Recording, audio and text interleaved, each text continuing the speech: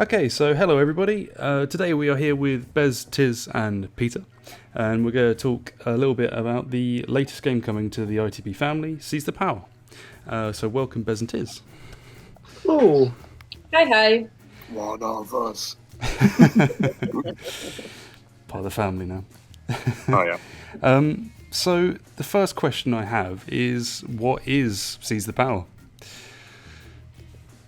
Seize the Power is a game about discrimination, subjugation of power, and just how if you've got 2 eyes, then clearly you're not as good as someone who's got 4 or 6 or 32. I mean, it's about the nature of the world. It's about incredibly unfair rules. It's about how you apply those rules to others and what you do when you're downtrodden.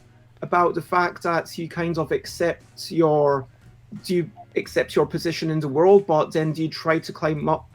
I guess it's a social commentary. It is. Definitely. It's in a way an unbalanced world, and that's a reflection of the game as well. The same unbalance that we have within ourselves. And it's really important that there's always been this balance, sorry to keep using the word, between making it so that anyone has a chance of winning and also make it so that clearly some people have more privilege, because it is a game all about privilege as its core. It's a fairly meaty game, I guess. If we wanted to talk, what is it? It's like about 90 to 2 hours, and it's like a medium sort of chunky game. Currently like 4 to 6 people, but we're working on expanding that as much as we can. We will see what we can do over the next year or so. And there's a balance between being involved in the game, because you don't want to enter a game and then just be like, okay, I have no chance to win. This is just a Victorian melodrama where someone's going to tell me about how I should pay my taxes, or how hey, there isn't actually a hollow earth, and you're an idiot if you think that. I mean, I think there was some... Anyway, I should probably head on because I'm trying to do this well. There is something that occurs in the world that sometimes we see in films and in fictions, that you can become whatever you want to be, and so on and so forth. Nothing stopping you. You just try hard enough. Yeah, exactly, and it could occur, but is really a minimized opportunity for something miraculous that could occur in your life if you don't have the opportunities or the chance or the fortune, whether is that is embedded in your life, so what you're born with, or is that within your circumstances where you're located, or so on and so forth. So there is this, in a way, this myth that you can do it if you try enough, or if you give it enough, or you really want it. But in many cases, in reality, that's not true. And that's a little bit what we want to reflect in this game. The playability of the game, though, it has a playability. And of course, everybody has, as Beth said, an equal chance to win the game. But that doesn't mean that you might significantly overcome yourself within the game. You could maybe possibly, but that's not the condition of winning. I will say that if you are, Am, because currently everyone's in alphabetical order, so Am is the most powerful character, and then it's Beta and so forth. And let's say there's a 5-player game.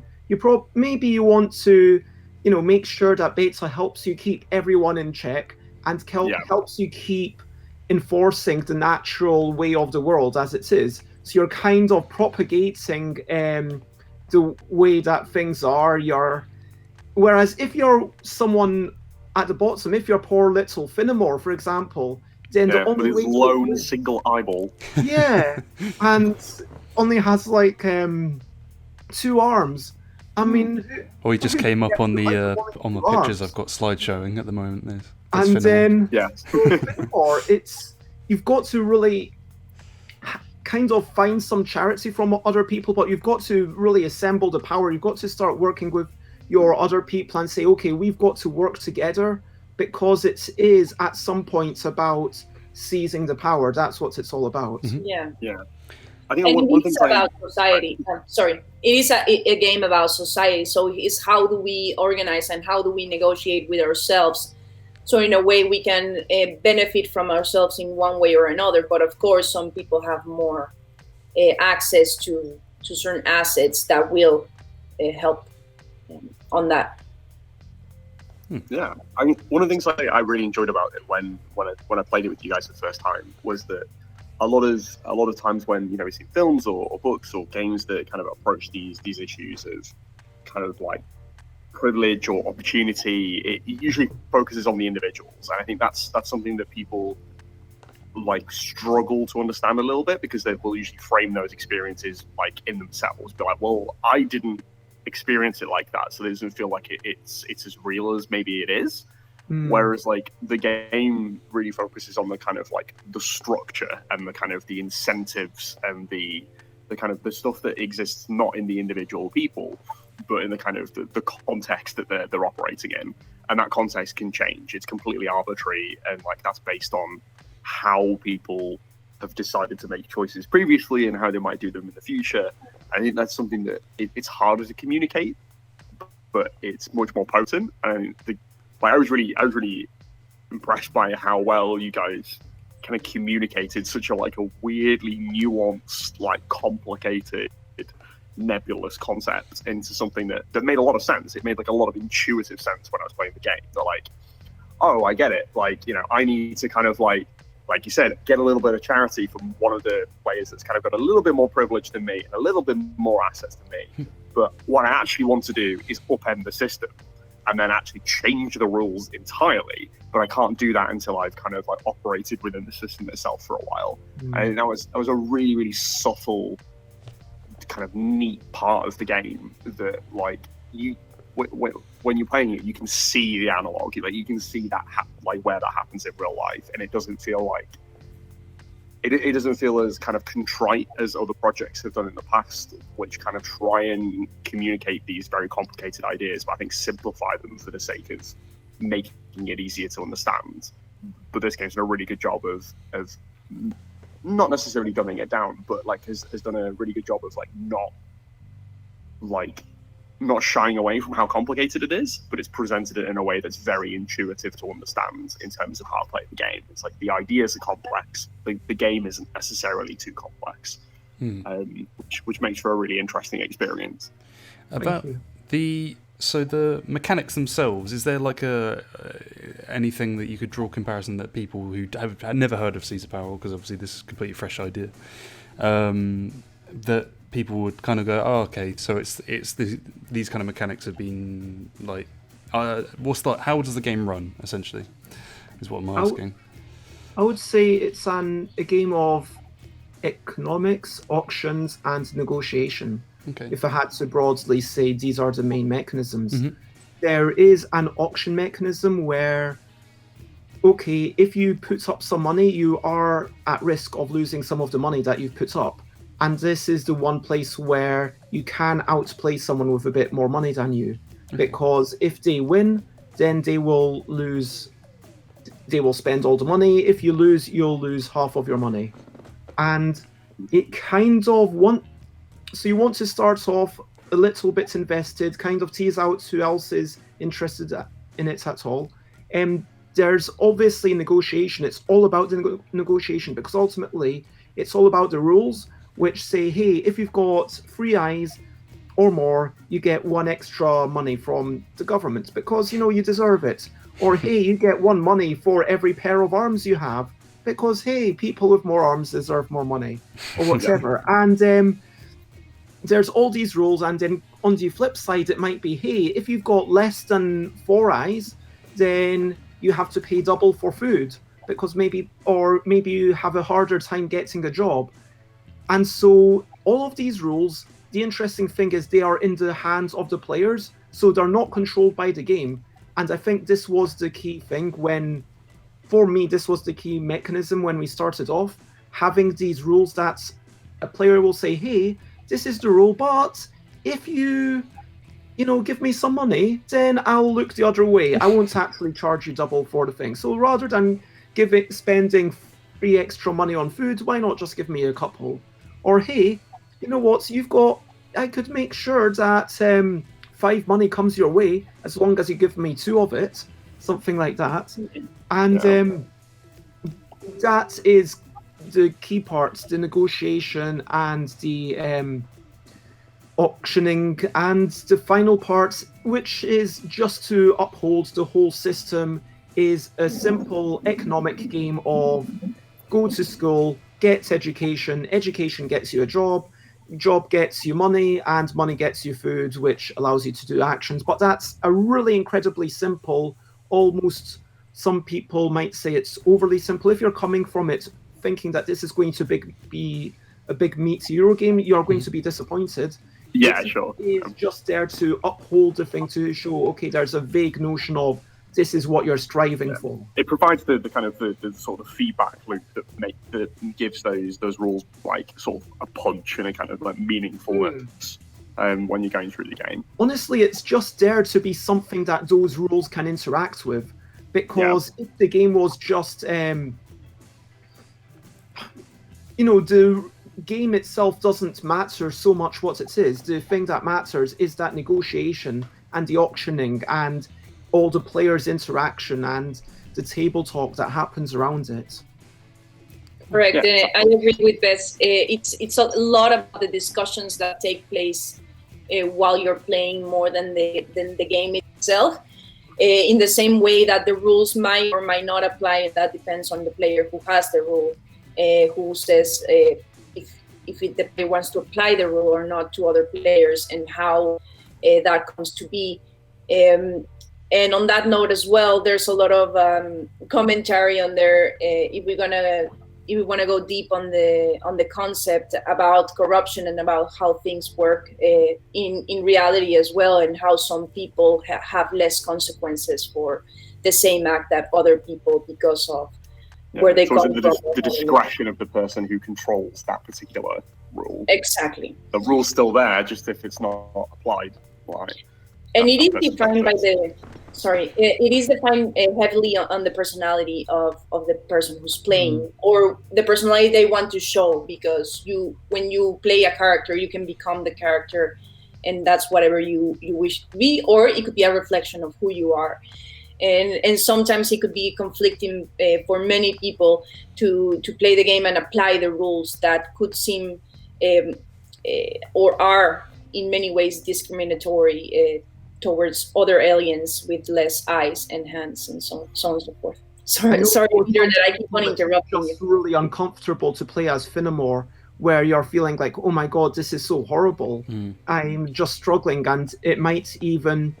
I could imagine some situations where people might be quite emotionally upset by things going on in the game. And conversely, if you're playing as Am, some people struggle because you've really got to stamp down on other people. And I think it is one of those things, like any social deduction game, you've got to accept people are going to lie. If you play Cosmic Encounter or Coup or Diplomacy, I think is the closest thing to say. Okay, you've got to accept that people are going to not help you in this game. It is a highly competitive game. It is an incredibly, one of the most unfair games in so many ways. I think it's like one of the sort of the genius parts of it to me, and one of the reasons why I was kind of so excited about it after the first time I played, was that when I talked to you guys about it the first time, you're like, it's this horrifyingly imbalanced game. And I was like, okay. Nightmare situation. Yeah, it's just like, all right, well, I'm intrigued because you were like really excited about it. It's like, I like the idea, but like, if it's really imbalanced, like, how does that work? And it's really, really clever because it is imbalanced in the sense that it's asymmetric, like very extremely asymmetric. I mean, not only is it asymmetric, it's not like, okay, one person is allowed to steal, one person's allowed to draw extra. It's just that one person's got extra benefits, and then the other Yeah. character, they have literally nothing to make up for it. They've got fewer eyes and fewer arms and less money and less education. It's just Exactly. really rubbish being Finnemore. There's no I think it's like nothing to make up for that. What's great about it, I thought, was that, like, although, because I can imagine, some people thinking like, oh, I don't want to play a game that's imbalanced, but it's not in the sense that because I know we kind of like mentioned, it's like, you have essentially an equal opportunity to win the game, but like because of the way the game's dynamics function, and because of the way that the game interacts with almost like an expectation of how people will play with the dynamics of the game, that, like, even if you're playing as Finnemore, like, it's not as if it's impossible to win because you're at the bottom of the food chain, because there's a deep understanding within the game structure of how the players in the middle will also interact with each other, and how those differing sets of incentives across that, like, kind of spectrum of people will basically create a kind of flow in the game of kind of who's winning, so to speak. And, like, it creates enough movement in the game that you can explore different, like, you're basically playing with very, very different strategies depending on kind of where you are starting off the food chain. So although it starts off incredibly imbalanced, it can completely flip by the end of the game. Which is what I thought. Well, honestly, was the genius part of it, is making something that starts off like brutally imbalanced, but can, given the right combination of strategies and interactions, invert itself. It's really, really clever, honestly. Oh, that's brilliant. My next question is actually, when are we expected to see Seize the Power and be able to play it? That's the next question. Well, it's two questions. Wow. So you'll be able to play it hopefully relatively soon. So at the moment, we're in the kind of like sort of early stages, sort of development and playtesting sort of stage with, as ITV. So obviously, Tiz and Bez brought us the game. We signed it. We're super excited by it. We started to sort of discuss those ideas about how we want to kind of develop the product further. Starting to talk about playtesting. We've got a Tabletopia build that we're using to start doing some playtesting now. So I'm hoping that once we've kind of done that initial stage, then we'll start doing some more public playtesting where we'll provide like a public print and play. We'll make that Tabletopia build open to the public as well, and provide some platform for people to provide feedback. And then we'll be launching a Kickstarter, hopefully in sort of spring next year, where we'll launch the game on Kickstarter, and obviously you'll be able to play on Tabletopia, print and play and everything. We'll have some reviews from your favourite internet personalities, and be in your hands hopefully within a reasonable timeline from then. Yeah. I mean, there's, like anything, there's always a million things that could happen, and I am really excited to see, the Tabletopia thing. I've just started actually playing around with Tabletopia for the first time last weekend. I did a thing with Mark from the Tabletopia thing, and I'm putting up a couple of quick cards games for, trying to get, hopefully by the end of this UK Games Expo, I'll feel a little bit more comfortable with it, and we'll be like, okay, we've gotten a few games internally, and then we'll expand the circle of who's playing it, because you want to start off with that limited circle. I mean, yeah, exactly. Yeah, and then we are going to be making some wild iterations. We're going to be thinking about potentially how can we raise that player count, how can we lower it, what actually works for the game, what doesn't work for the game. I know Tiz has a bunch of ideas, I've got a few ideas, and to try and implement them, and it's going to be more and more solidified along the way. And yeah, don't get me wrong, if I could just kind of be like, boom, it's in the shops and everyone is having it tomorrow, it was like to jump ahead, so often it would be like, yeah, I would love to jump ahead to the end of the project, but I am actually looking forward to getting also the journey. I'm trying to more and more, as I make more and more games, appreciate the journey a little bit, like the playtesting and the whole engagement with people, and hey, let's get together, let's play it, let's have a proper discussion, let's ponder some things together. And of course, it's not a democracy. It is okay, there's got to be like some singular visions. You've got to have kind of, okay, what we've both given like ITB a lot of trust with the art direction and everything, and we have like lots of faith that our kind of visions are aligned for this game. But at the same time, there has to be this, we're going to try to take on as much feedback as we can to make what's best for the game overall.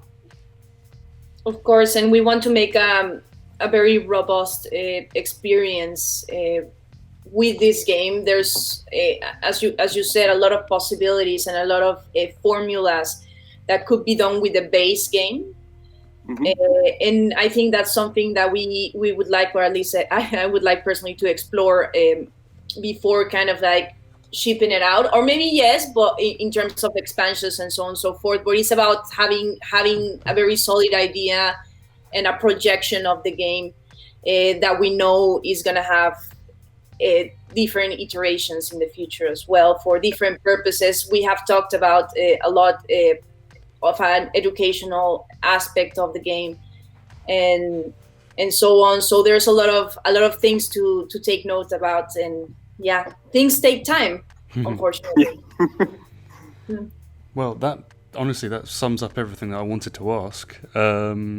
So yeah, well, thank you very much, Bez and Tiz, for coming on and talking to us a little bit about Sieze the Power at UK Games Expo. And we'll keep you up to date with every little update that we have on Sieze the Power, as well as every development, hopefully. And thank you very much for watching, everybody. And goodbye from me and a goodbye from everyone else, I guess. Yeah, thank you. See you later. Bye-bye.